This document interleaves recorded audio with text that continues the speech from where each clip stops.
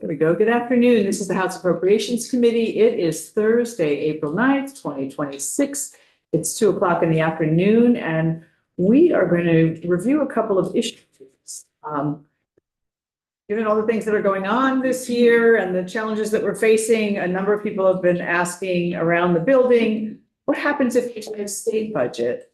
What happens then? And then the other question is, what happens if there's no yield bill? And the yield bill is related to the education property tax and how all of that works. So Joint Fiscal Office put together 2 issue briefs, and we have Emily Byrne from Joint Fiscal to talk about them. Julia Richter, who would normally do the yield bill, is madly working with Ways and Means on that part of the education bill. We also have with us Bryn Hare from Legislative Council to help us answer questions on the legal side as well. So welcome. You're welcome to sit where you are, Bryn, or come and join Emily, whatever you'd like. Okay. That is just fine. And I will also note for the record, Bryn Hare, Legislative Council, that I am likely to be a conduit for your questions because the legal issues implicated by these issue briefs are quite substantial and broad. And it is unlikely that I will be able to answer. So you can me as the conduit to finding answers to your. Perfect. Great. Thank you so much. All right. Great. Take it away. So for the record, Emily Byrne from the Joint Fiscal Office. I should acknowledge also that while JFO wrote the issue briefs, we had a lot of feedback from our friends at Ledge Council. We started working on these issue briefs like 3 years ago, and a lot of brain power has gone into these seemingly short 2-page issue briefs, but this has been something we've been talking about needing to do, and finally we're able to finalize it. So for the sort of context in terms of not having a budget or a yield bill, it's pretty much uncharted territory, right? There's never been an instance that anybody could remember or know where neither has happened. So to that end, if there was no budget, sort of the issue brief and any commentary is really pure speculation in terms of what would happen on July 1st if there was no appropriations bill approved by the General Assembly and signed by the governor, or I mean, some things are in statute and some things are, we don't know what would happen. well, and there's not a lot in statute about what would happen. Okay. If anything. The yield, on the other hand, it's very specific what Okay. happens when there's no yield bill. That's in 32 VSA. Which one do you want to? Let's do the yield first, because the yield is pretty straightforward. Okay. It's explicit what the property tax rates get set at in the event of no yield. Okay. So it's in 32 VSA 5402. The non-homestead rate gets set at $1.59 if there's no yield bill. But then it's adjusted by the statewide adjustment. So that's related to the CLA in terms of updating property values. You all are familiar with the CLA. That would bring, after that adjustment, that would bring the non-homestead rate to $2.26. The current non-homestead rate in FY26 is $1.70. It's projected to be, or 1.703. In 2027, it's projected to be 1.698 in the yield bill as passed by the House. That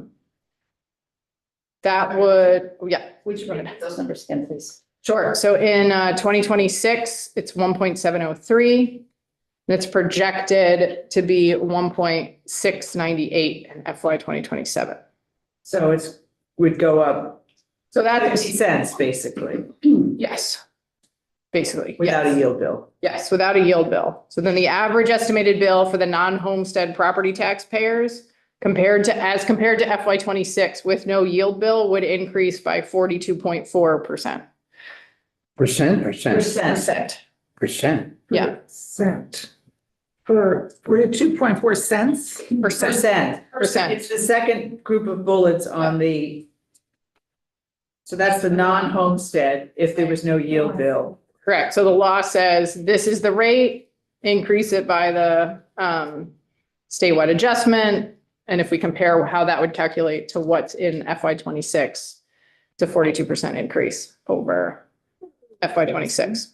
Why do they, I'm sorry, may I ask a question? Go ahead. Why does that happen? Somebody wanted the penalty there just in case? Well, I think I wouldn't necessarily call it a penalty. I think when the statute went into effect, right, there was this sort of backstop for if there was no yield bill that passed, this is what the tax rate would get set at. Then there's this statewide adjustment thing, which sort of just updates it to sort of current where we are today. And comparing that to, if we set the yield through the yield bill, right, the rate would be much closer to what that 1.59 would be. But that's what's in the law. Could I don't know that I can speculate anymore as to why. the law be changed so that it wouldn't increase so much? I would speculate that this was done to have a backstop to ensure that there's a yield bill that's appropriate Okay, for Yeah. what. kind of whatever that word is, yeah, it's a poison pill. Yeah, could be, but So how long have we been doing the yield bills? That's been like decades, isn't it? We've been doing the yield bills? 7. Yeah, since Brigham, Well, no. or maybe a few years after. 1916 was with Act 6. So that was on, education, it was like 2016, 2017. Right, it's been here since, Yeah, during the time I've been here, we started the yield Yield bill. bill, So it's okay. only been 10 years. Yeah, because that's when we Right. made the education committee, both policy committee and a money committee for right, 2 years. And that was when we did Act 46. right. Well, we've had a yield bill, yeah. I mean, they called it something else either earlier than that, but that's when we came. Mike? I have a question to put in the parking lot. Okay. Inspect Emily, but when we get our rating from Moody's and the others, they look at our overall financial health. And if we were to show up on July 1st without a budget, is there speculation, or is there anyone that could speculate what kind of an effect that would have on our rating? Well, when we get to the budget, let's talk about that. So keep that in the parking lot. Right now, we're just doing the yield bill if there is no yield bill. So we've talked about the non-homestead rate. And then Yes, so on the other rates. homestead rate, so in the income yield and the homestead rate are the same as last year per statute. That would result in an estimated average bill increase compared to FY 26 for the homestead payers at 13.7%. And an estimated average bill increase for the income yield would result in an average bill increase compared to FY 26 of 9.7%. That's the income sensitivity, folks. So in that, if those rates are set that way, we would raise an additional $325 million on the property taxes than if the yield bill passed. So you would have a lot of extra More education. than we need to fund the education program. Well, we can call so many programs education. We'll just shove everything back into education.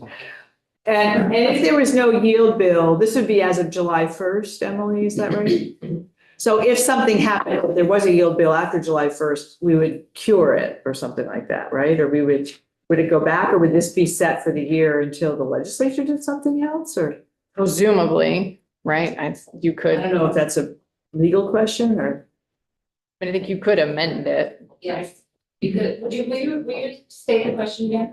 So if this is what the situation was on July 1st, With no yield. with no yield bill, could the legislature in some form, whether it's joint fiscal committee or the emergency board, or we call back in session, could we create another yield bill to fix it?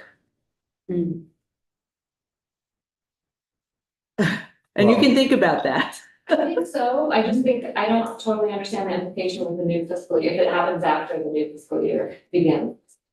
Well, if there's no yield bill, we'd have to create a yield bill to change it from what it is. Yes. I mean, We all have to come back. so the I don't know, but that's what I'm saying. the first part of your question, joint fiscal or the emergency board can't set the yield. No. We can't do the yield. That has to be through an act of the General Assembly. Okay, So I'm not a lawyer, but Yeah. like, that's We would never gavel out if there's a bill in flux, yield or budget, and it's been vetoed, and we don't come back because we know we can't override the veto, and we haven't gavelled out and signed, what is it called? if we haven't gavelled out yet, then we would just keep coming back because the session isn't over. Right. So we can't call a special session. So by not gaveling out, and if we had to come back somehow, Well, we could also gavel out And so. and then the governor would have to call us back. The legislature, if we but it would be a end, special session. yes, Which like, means anything can happen in a special that's session. right. Ooh, excellent. What do you mean by that? Well, a special Still- session just opens things up. Okay, but you still have a committee process, it doesn't happen. We did this in 2018. Yeah, you can have any bills that have been hanging out. Well, here we go. We gavel out. Does that wall gets wiped clean? If there's any live bills at the end of the biennium, it's wiped clean, and Once, then a special session, we'd have to introduce any bills. yes, that is correct. Once you've adjourned, it's gone, is my understanding. However, if you come back, let me confirm that. I think it's when we did it in 2018, we did a special session, it was 8-1. Yeah. Yes, Special we session. start over. We had to start over. I think that's. So it isn't like the old budget adjustment from last year is suddenly in play because it will have been back to zero. You because it can't was pull special anything session. off the wall as Right. if it. There's no wall. It'll be a new session. Yeah. Right. So there's no wall.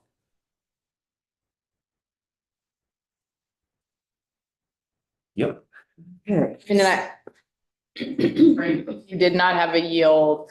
Could you set it after July 1? Probably you'd have to think about this, the administrative ramifications of that, right? Like towns start setting property tax bills out, right? Like once it's fine, like that, you would have to deal with.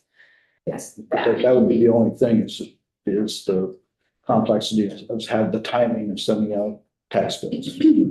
Right, and if towns start collecting money, and if you change the yield after that, like, I don't even, It depends on what your town does. And our town moved from the first payment being in September to being in November to allow for changes that can happen because towns weren't always getting the property tax information until like late July or early August, and then it was too hard to figure it out for September. Well, So, depending on when your fiscal year is as well. Ours fiscal year starts on July 1. right. Which means I on think that's- January 1, we borrow money to pay whatever bills we have to pay.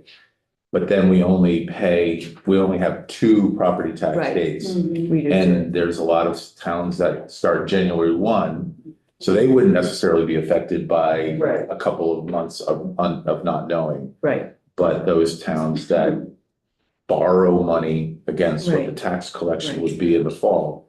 Well, or if this was what it reverted to and it was a while before we met to change it, towns might start sending out property tax bills and they would have to send out a second set of property tax bills because there would be a new, right? And I'm sure we would cover that cost for them. From the pilot. From the pilot fund, there we go. Lynn and then Dave. Yeah, I think, in my community, for many years, we had multiple votes on our budget, and we sometimes had them after school started. Mhm. And I think Barry had this in 24, 25, going into 20. I think it was into 25. I think the towns can make the adjustment to they send out the original ones based on whatever the 75% or whatever the number is that they can carry forward and use as the previous budget, and then can adjust the other payments as the budgets come in, at least they know what to expect. Well, so those are sort of two different Maybe things. it's So if the school board doesn't pass it, if the school doesn't pass its budget, they can operate at 87, there's a default for school board, 80 or 87 or whatever it is % of the previous years. Yes. That's not the same as collecting property taxes to run the school. That's completely different than what this is. So this is about what you as a property owner are going to pay on your property taxes based on what the yield bill Are they says or doesn't forced, say. one last question, are they forced then to use these new rates that are here on the second section? They would have to send it out for that. Yeah, And then if it turned out we passed something in later, July yeah. or in August or whatever date you want to pick, then you could go and adjust Yes. accordingly and reduce the rest of them. That's right, yeah. So that would be annoying for towns, I would think. Yeah, I don't know, maybe Brent has an idea how that works. We've never done it, so, right, Right. we've never done this. We shouldn't do it. Right, no, but that's why it's important to understand what the ramifications are if we don't have a yield bill. Tom, you look like you want to say something. Okay. I'm just rolling my eyes at the concept of Yeah. actually Dave? getting there. Could another bill, not the big bill, because that presumably would be vetoed and pretty fair, but a miscellaneous tax bill or some other piece of legislation have language added to it to fix so that it wouldn't go up 42% and hurt many, many people? Couldn't you say, you could come up with any language, in the event of a budget veto, the yield bill shall be yada, yada, whatever it needs to be. Couldn't you? And avoid any of that uncertainty that towns would feel or people coming back and fixing it? Would have the What force of bills are out law. there that would be germane? What could you hook it to that, I mean, the governor still can veto it. If he wanted, he'd have to find the other bill. I'm sure he would find the other. Well, you didn't tell him. He's got a full-time staff for that. Go ahead, Marty. Well, I was just gonna, it's a picky thing, but Lynn's question about if the school didn't set their budget or they kept modifying their budget, indeed, that does affect the tax because the education tax is partly tied to the student spending, the per pupil spending, which would be affected by whatever budget is finally adopted. And so the per pupil spending would change, could potentially change, and then you apply the yield to that, which means you're changing the tax Right, collection. right, which wouldn't affect not having a yield bill. That would only affect it if there was an actual yield bill. Well, yield no, bills- because all right, well, okay, if we say that the income and the property yields revert to the prior fiscal year, if there's no yield Right. bill, then that takes care of that. Right. It's just the non-homestead. that Right. is Fixed, Right, is a fixed rate, but the others are not. They revert to the prior fiscal year, okay. which presumably is less than the current fiscal year.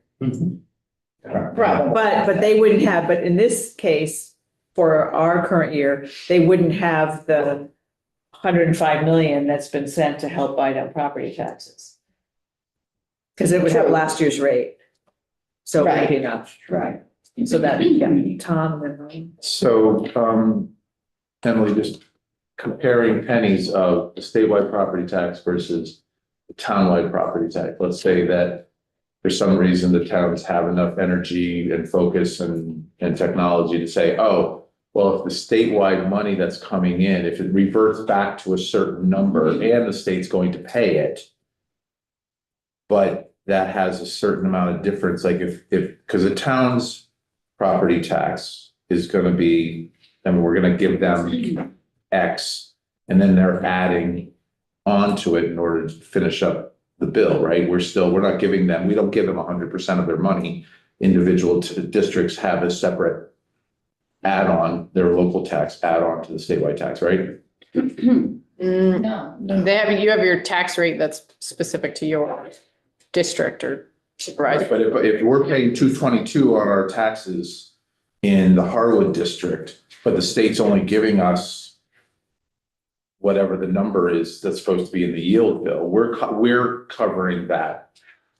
Does that make sense? No, the money goes to the state and then the All money state turns goes to the around state. and gives it back to the towns. That's how, it's not like the old days where you have to raise money locally and you got your state aid. This is, money goes into one pot. Which is one of the problems with having people who vote, who decide to not pay it or cannot pay it or vote it down and not Right. trusting it. The money's got to go into the pot so everybody shares it. So it doesn't guarantee that you're going to get back what your No, in community. fact, nobody does. I mean, No. they set the yield bill and that's just to cover the whole education payment for all the budgets in the state of Vermont. And then all these other factors go in, like your own grand list and everything else. and that's what CLA, said. I mean, if I'm paying Right. 222 on my tax rate, you're not. I mean, No. it's equal in some way, right? That's the Right. the elegance of the equal Right, equitable funding. It is but- if you're spending the same amount per student as she is. If Mike's spending more per student, his rate is going to be higher. higher. Right, but do we have to adjust locally? Yeah, you got a different tax rate if you got a. Right, I mean, how would we meet a tax rate that fit what we voted on at town meeting day? And how much more would that come from local taxes? What did Barry do? There's When their budget didn't pass till later, I mean, does anyone remember what, Bryn, do you know what happened to Barry and how that worked? Anybody in JFO? Because they were like the outlier. Everybody else. They finally passed a budget. They had to fit into that same. But again, their taxes wouldn't have been based on 87% of the previous years or No. whatever it was, because that's all they were allowed to spend, but it didn't mean their budget changed until they got a budget approved. That's all they were allowed to spend. Once their budget was approved, they could spend up to the amount of whatever their budget And was. that's the money they got back from the state, counting the CLA for the rate and all that. Right. I think for towns that vote late, assumption goes into the statewide Yes. calculation, right? Right. Like, 'cause at some point you have to pick a number And then they adjusted after it. and then, right, the tax rate gets adjusted, you know what their education payment is and the payment gets made and the education fund is gonna raise a certain amount of money and maybe may raise too much, may raise too little. There are lots of variables in it. But you try to set the yield, right, so that it raises enough to cover everything based on your best. We wait assumptions at the and time. set the yield based on the December 1st letter. We wait and see what the actual budgets are. We're pretty close. We have enough years of doing this. So the budget, school budgets as a whole came in about $29 million under what was projected in the December 1st letter. So that was one thing that helped. It wasn't $290 million, but it was $29 million lower. But it's not, I wouldn't say it's atypical to not have every single budget totally set by the time the yield bill passes. Yeah. Just because Usually some it towns don't vote until early Right, May. but they have a good enough. But you know what they're putting forward, you know what they're warning, right? And you can use that. So the current yield bill operates under the assumption that we use that $105 million over a 2-year period. And so the yield was set assuming the 52 million plus the 20 million that was in the reserve fund or the 13, I can't remember the exact number. So that was how the yield bill was done. The yield bill would have been different if all 105 million had gone in. So, there's the where else you're going to get the money before you go to taxpayers part. But we voted in the yield bill to do that over 2 years. So the yield bill makes that assumption as well. I think for Representative Stevens, for your question about cash, we could do a whole thing on the sort of how the money moves between the state and locals and the districts. And it depends on whether or not you raise enough money to pay for your budget on your local tax rate or not enough. And some towns send money to the state and then it gets redistributed back to towns. And some towns raise enough money or raise not enough money and then they receive distributions from the state. So it just sort of depends on where your town falls. But the rate that you pay doesn't not all of it necessarily comes to the state, but it's, the rate that's determined that you need to pay to meet your contribution, if that helps. We can talk about it offline. It's a question, I think, just the fact that I'm sitting here thinking about local tax rates on top of the state gift, or not gift, but the state give. And here I am sitting in the building and I perhaps should have known better than that question It's very with old vocabulary. And I think given the fact that my particular school board has lots of new people always every year. Yeah. And they may or may not know and be up to date on what's going on.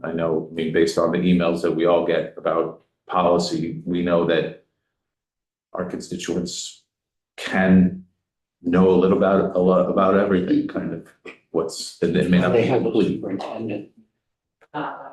So Julia will be in on Monday to talk about the education bill. I don't know. Monday? Sorry, Tuesday. Yeah, we go in there. I'm just still getting my head around it. We're not here on Monday. Even though it's April. I should know better. At any rate, I don't know if that'll be the time to talk, but after we get the education bill off the House floor, we could also get Julia back in to give us, give her a couple nights sleep, and then we'll just let her, come in and she can kind of go into more detail about how all of this works, because I think it's, the more people that understand how it works currently in the body, the better it is that we can. And I always understand it beautifully for at least 5 minutes after I hear that.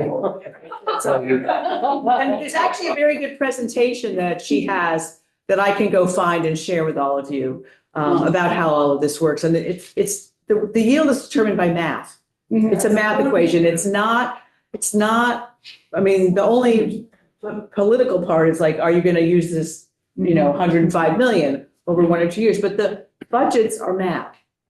So anyway, I'll get that out to you guys. We'll find that. Okay, who else had a question? Did you have a question, Wayne? Oh, no. Okay. All right, So that was the easy one. that's the easy one. Maybe. The straightforward one in terms of what happens, I guess. So then the second issue brief that we did is, what happens if there's no Appropriations Act or no budget? That's that. We're gonna have a lot more money in the bank. We'll just skip you. So to start with, I think the most important thing is section 27 of the Vermont Constitution says no money shall be drawn out of the treasury unless first appropriated by an act of legislation. So we have the power of the purse, as people like to say. So layman's terms, meaning if on July 1, there are no appropriations, there's no spending authority, treasurer can't make payments on behalf of agencies and departments have no spending authority. In the issue brief, we use the word shutdown, but just want to acknowledge that shutdown is kind of a loaded word. And we hear that a lot when we talk about the federal government, but shutdown doesn't just necessarily mean that government completely stops operating and nothing happens, right? It's more of the, things would continue to operate. It's just not clear what would operate, where, all of that would need to get figured out in the event that there was no Appropriations Act and what the impact would be from there. So one thing that we looked into is what happens in other states. So some other states have specific sort of legal contingencies about what would happen. Some states have, in air quotes, continuing resolution type language. We hear about the continuing resolutions at the federal level. It's not always necessarily characterized as that in other states, but it's sort of this mechanism that's either, annual language in their Appropriations Act or in statute language that says, in the event there's no Appropriations Act on July 1, the prior year, use the prior year budget as your spending authority amount, or, things of that nature. The other place where other states have directions on what to do is they have court decisions that say, in the event of no appropriations, this is who gets paid, this is how you operate until there's legislative resolution to spending authority in an Appropriations Act. So Vermont currently doesn't have anything in statute, nor has there been anything in session law that's sort of specific directing the government what to do on July 1 if there's no Appropriations Act. And because it hasn't happened, we don't have court decisions that would direct operations accordingly. Similarly, because this hasn't happened, JFO Ledge Council can't really speculate on what would happen. It would have to play out, in the courts and whatnot. The administration could not write checks or spend any money. Generally, no. A budget that's basically, there's not a budget that's been approved that appropriates the money to do all these Yes, things. well, probably quickly. Yeah. I think the one area where this gets complicated again, and the risk of speculating a little bit, to the extent the legislature has passed language that allows carry forward to be approved by the Commissioner of Finance and Management to allow the legislative and judicial carry forward to be carried forward. Then presumably those funds would carry forward. The challenge there is sort of twofold, is in my, the first two that I can think of challenges with that is that carry forward typically isn't finalized until later in July. So you don't really know who has carry forward to spend, and payroll would run, presumably, and you wouldn't necessarily know if you had spending authority. Similarly, not all departments are created equal in terms of who would have carry forward and who wouldn't. So you couldn't rely on the carry forward authorization granted to finance and management to guarantee operations of any one part of state government over another. So like, we have a lot of clean water funds carry forward, so it wouldn't be paying for Medicaid or That'd be diversion. whatever, right? I mean, so.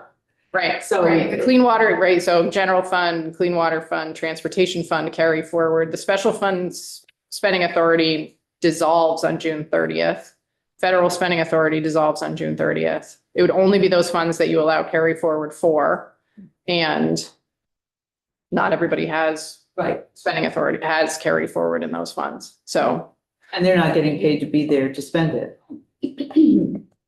Probably, unless it's being used for payroll or something like that, but. right. Could the reserve funds be used?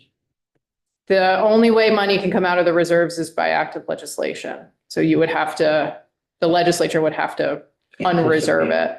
Come back to take that action. There is the money appropriated to the emergency board through the federal funds thing, but again, that would have to be authorized for the emergency board and transferred through the emergency board action, but it's only not very much money. $42 million at this point. Right. Well, I don't know what we burn through every day or year or week, but that might last us till 12 o'clock that day. The other, to Representative Murwicki's question earlier, I think it is, I can speculate that it would likely negatively impact the bond rating.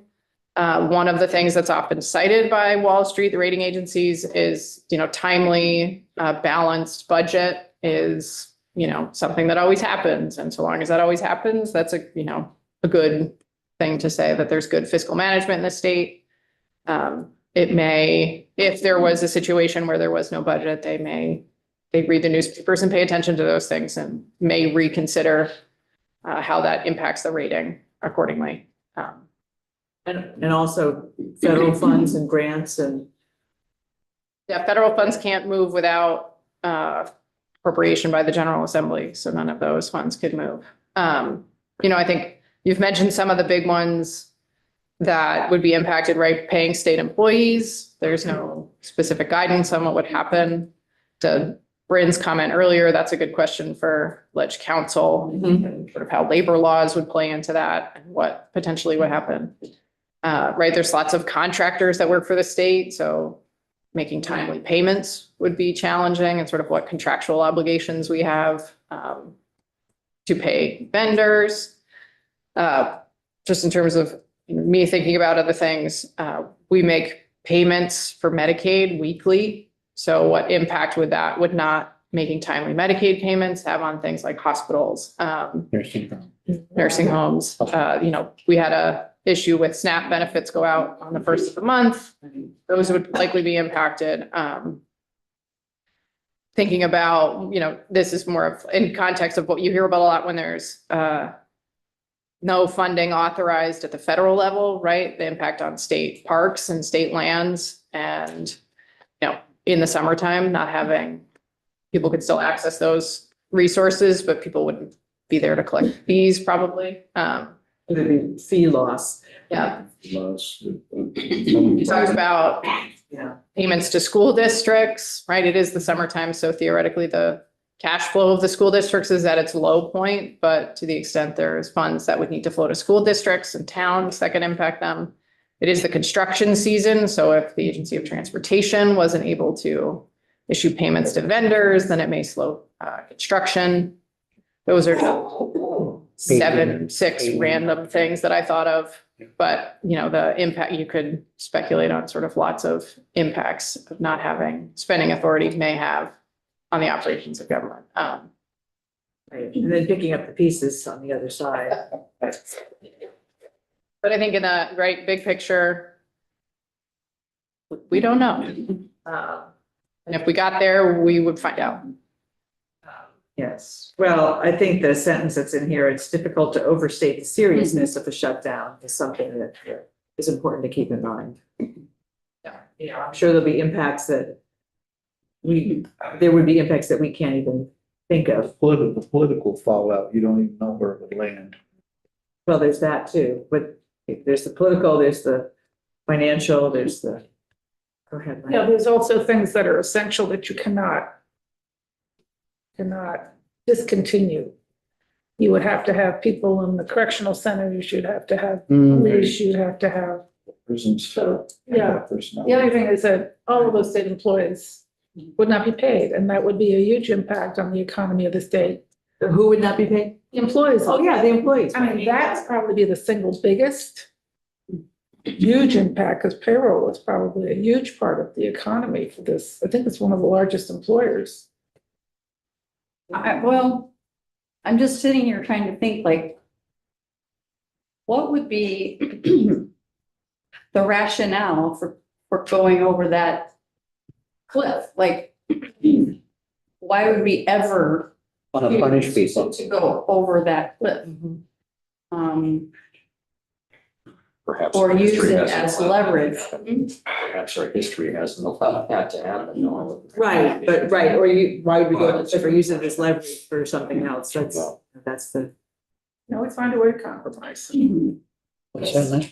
You can always find a way to But compromise. hopefully this is something that, You know, that everybody would see as kind of important. 11th hour. Unless it's a Yeah. crisis, nobody moves. Right. Yeah, so rather sobering, but I think it's important for us to understand, you know, what the potential impacts could be. I mean, I hope we never get here. Oh, I agree. I think we would all agree on that one. Yeah. But that is we should know what consequences of actions are. I mean, Emily, if I can ask a question, you kind of reference other states like New Jersey, Pennsylvania, others. They've had some experience with shutdowns here, and there's a reference here to state level courts getting involved in some decision-making concept things. I mean, that would still create substantial gap in anything really happening from a July 1 shutdown, if that were to happen. Yeah, I don't know. I mean, you kind of looked at the cases. We're Will in- the courts be getting Right paid? here. What's that? Will the courts be getting paid? So I'm looking at you. many people would be furloughed, from all the branches, yeah. So this disruption in service would apply certainly to all three branches of government. And what is likely is that under our current CBAs, furloughed employees are due and entitled to back pay by the state. So all of those employees that are not working would still be entitled to pay. Right. At some point. So, my understanding from other states that have experienced a shutdown is that it's generally a net cost to the state at the very end because of all of the litigation that ensues and all of the back pay that has to be paid and then all of the costs that the disruption causes. Right, and the back pay, it isn't like people are necessarily working during that time, so the work isn't getting done, but we will be paying people for that because of them being furloughed. Right, but not until you authorize. Right. Yeah. Future spending. I don't understand what the courts could do. I mean, is the Supreme Court going to say, you must raise taxes, you must collect rooms and meals taxes, you must collect income taxes and proceed on the previous budget? That doesn't seem something No, so that a court would do. That's not for the court to do. No, But I think that my understanding is that the court will get involved in all sorts of matters that will arise before it in the event of a shutdown, including committee employment actions. sure, I can understand that, but I thought we were implying that the court could order the state to begin operating again, but I don't It's think, kind of the nature of my question here. yeah. Yeah, what could the court What actually could do? the court do? That would be like saying that the court could order that we pay them. But with what? If you have no spending authority, I mean, if you have no, Yeah, when it says in here, there's some precedent for state level courts making decisions on the operations of government during this shutdown, as with Minnesota. Do you know what they actually decided? So I did not put together that portion, but my understanding is that many of these court decisions are around what employees are considered emergency personnel. So Essential employees. Kind of thing, yeah. Law enforcement. if there is no, if a state doesn't have a budget and there's nothing in statute that indicates who is an essential employee, then it can be up to the courts to decide who it is. Is one example, and I don't know if that was the Minnesota court decision or not, but. I'm not sure. But I, like, what other vendors that get paid by the state, I know I spoke with the hospitals, right? Like, I imagine they would have something to say and would, What would that? Want the judiciary what would to that weigh matter though, with that, the Constitution says X. Wouldn't matter whether you went through your essential, you could do all that, but if you're prohibited from making the payment, you're prohibited, right? They can't amend the Constitution. No, It doesn't give them authority to say, here's all the essential employees, pay them. Because you wouldn't have that authority, would you? not the right person to ask about the authority. You have an opinion. Supreme Court. I'm just teasing. Yeah. speculating, but you can see what a conundrum it would be, Yeah. to not have a budget and how devastating it could be. So it's why we balance our budget and get one passed. has there ever been any legislation suggested to put in some kind of a backstop? Like, you don't have a budget, you have to operate on 85% a year.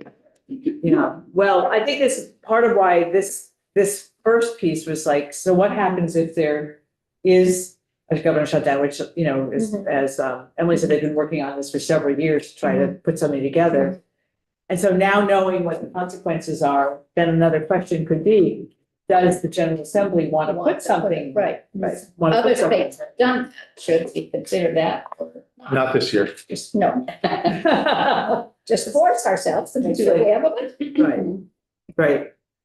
So, I mean, that is something to consider in future General Assemblies to do, but it's important to understand what the problem is, potential problem is. Well, I think this is all still, to me, is kind of all out here, but coming up with whatever the message is from the House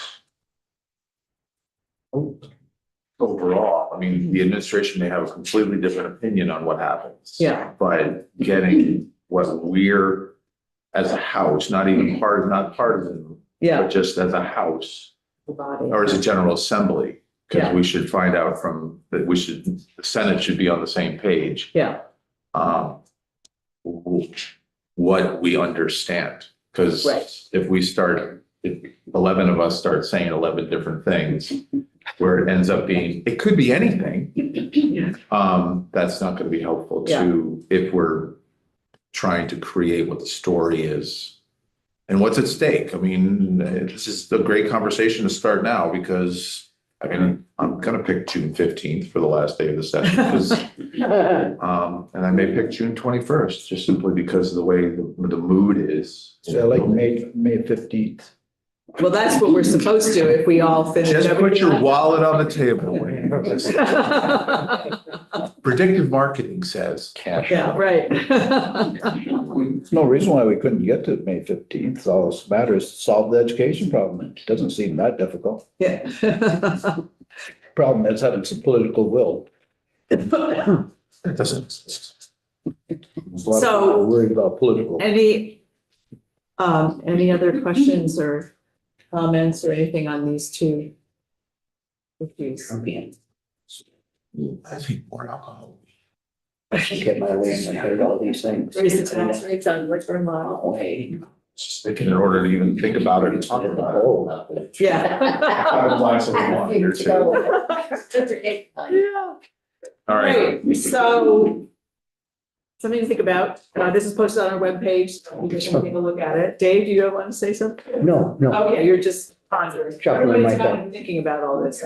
Emily, thank you so much for this, and thank Julia for her work also. I know we'll see her next week. So committee, this is it for today.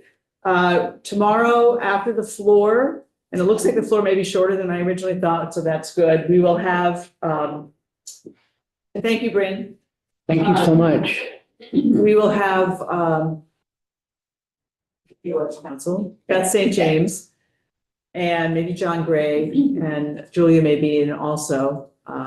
But to go through once again, I'm just repeating for the audience and everybody, so we set expectations. We're just doing the house education piece On Tuesday? tomorrow. Oh, We're gonna do the policy, the house education part, okay. and then we are gonna get the bill tomorrow, but we're gonna break it into two. And then we're gonna do the Ways and Means part on Tuesday. And that'll be at 1 o'clock on Tuesday, because we'll have the floor, there's gonna be a caucus of the whole for the Ways and Means part of it. We're gonna have our caucuses, we'll have lunch, and we'll come back and we'll do that, and we will vote out the bill on Tuesday. So we'll do half of it tomorrow and the other half on Tuesday. We'll have possession tomorrow, so you can have some lovely weekend reading on the Ways and Means part of it. There'll be a fiscal note, I'm sure, and I don't know what else there'll be. We'll try to get our hands on everything we can. But for tomorrow, we're just listening to the house education piece of it. Okay. And there is an updated map. The maps that came out, I guess there were a couple little errors, so it's now on Ways and Means from, I think, Wednesday, maybe Tuesday. I can't remember where I got it. The Ways and Means has a draft map. It looks like this. Committee page. It doesn't have all the big black ones. The seesaw map? I won't put it. Can you just post it? It's not posted on our committee page. We can send it, I can send it to you, but we aren't gonna post on the committee page till we have something. It's still in draft form. I think it's dated the. But you can email it. None of those maps. Okay, well, I'll find it and send it out to I found it yesterday. So Yeah. that's the plan. Education tomorrow after the floor, first part, and then Tuesday, second half. And then we vote. Any other questions, Lynn? Will they be in one big bill when we vote on Tuesday? Yes, it'll all be together, and it may all be. I don't know that it'll all be together when the Ways and Means is not doing a strike ball, they are doing instances of amendment. So that'll actually be easier to talk about. Look, when it's on the floor, it'll all be together, so by Tuesday, we may have something all together. Notice calendar, Wednesday, floor action, Thursday. Friday, it'll be voted out of this body next Thursday and Friday, that's the plan. Body. So remember that we could have some long floor days next week. We're also planning on another field trip on Wednesday morning, so keep you posted on that. All right, why don't